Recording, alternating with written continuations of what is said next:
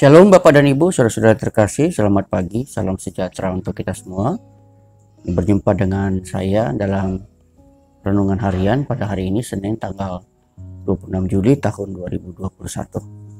Baiklah, sebelum kita mulai mendengarkan firman Tuhan, mari kita kembali memohon dan Roh Kudus di dalam doa. Mari kita berdoa. Bapa, terima kasih untuk pagi hari ini. Kami boleh bangun dalam keadaan yang baik dan sehat. Dan sebentar lagi Tuhan, kami akan memulai segala kegiatan dan juga aktivitas kami. Sebelumnya Tuhan, kami rindu untuk mendengarkan firman Tuhan. Kembali menjadi kekuatan dan landasan dalam kehidupan kami sepanjang hari ini. Karena itu bersabdalah ya Bapa, berikanlah kami kekuatan dan kemampuan untuk dapat boleh mendengarkan dan memahami firman Tuhan yang kami dengarkan ini. Di dalam nama Tuhan kami, Yesus Kristus, kami sudah berdoa. Amin. Baik, saudara-saudara, Bapak dan Ibu, kita akan mendengarkan pembacaan firman Tuhan terlebih dahulu dari Injil Yohanes pasal yang ke-6, ayat yang ke-10 sampai dengan ayat yang ke-12. Dilanjutkan pada ayat yang ke-19 hingga ayat yang ke-21. Demikian bunyi firman Tuhan tersebut untuk kita dengarkan bersama. Kata Yesus, "Suruhlah orang-orang itu duduk. Adapun di tempat itu banyak rumput. Maka duduklah orang-orang itu, kira-kira 5.000 laki-laki banyaknya. Lalu Yesus mengambil roti itu, mengucap syukur dan membagi-bagikannya kepada mereka yang duduk di situ. Demikian juga dibuatnya dengan ikan-ikan itu, sebanyak yang mereka kehendaki. Dan setelah mereka kenyang, Ia berkata kepada murid-muridnya, kumpulkanlah potongan-potongan yang lebih, supaya tidak ada yang terbuang."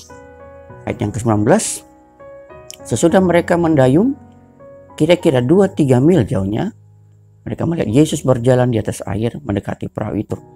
Maka ketakutanlah mereka.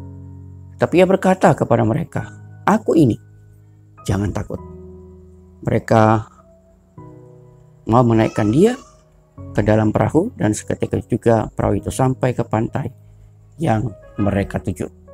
Demikian juga pembacaan firman Tuhan yang berbagi dari kita semua, yang tidak hanya mendengarkan, tapi yang juga memeliharanya di dalam kehidupan kita setiap hari.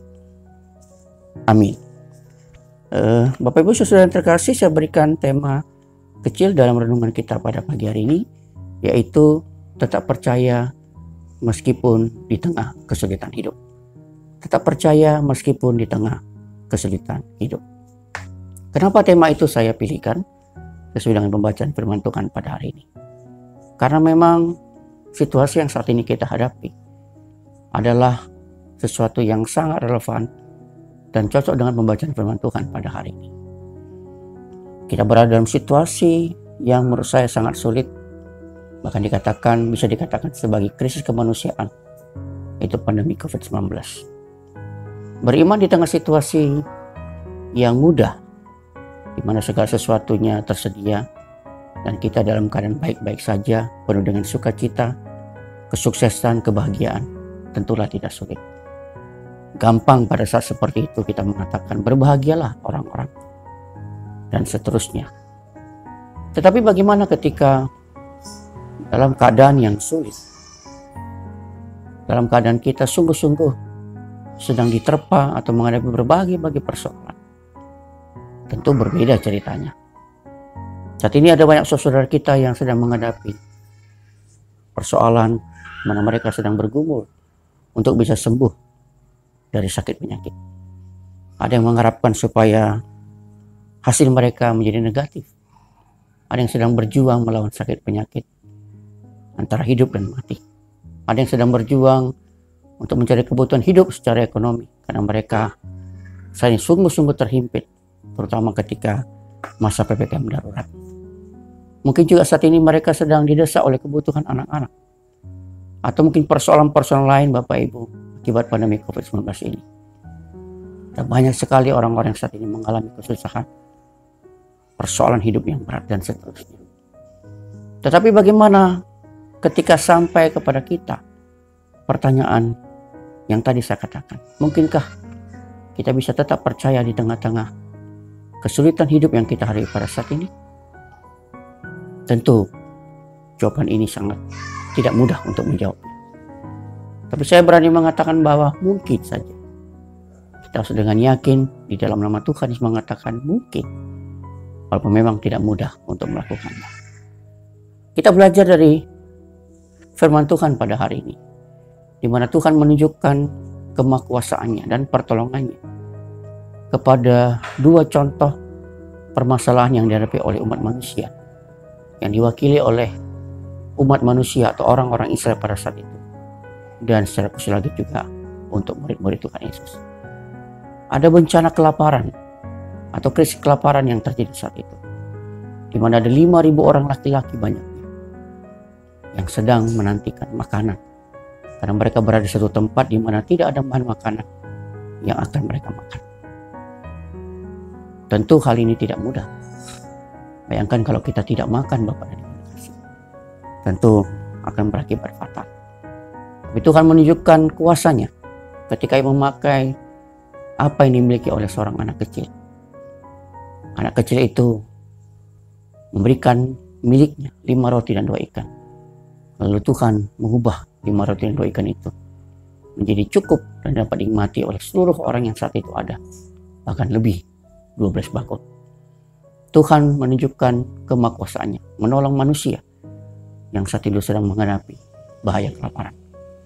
Yang juga ketika murid-murid Tuhan Yesus yang berada di tengah-tengah badai di Danau Galilea ketika mereka sedang berangkat atau sedang dalam perjalanan menuju Kapernaum, ketika mereka menyeberang Danau Galilea, mereka hampir berhadapan dengan maut dan hampir saja kapal mereka tenggelam. Tapi Tuhan Yesus tidak membiarkan murid-muridnya.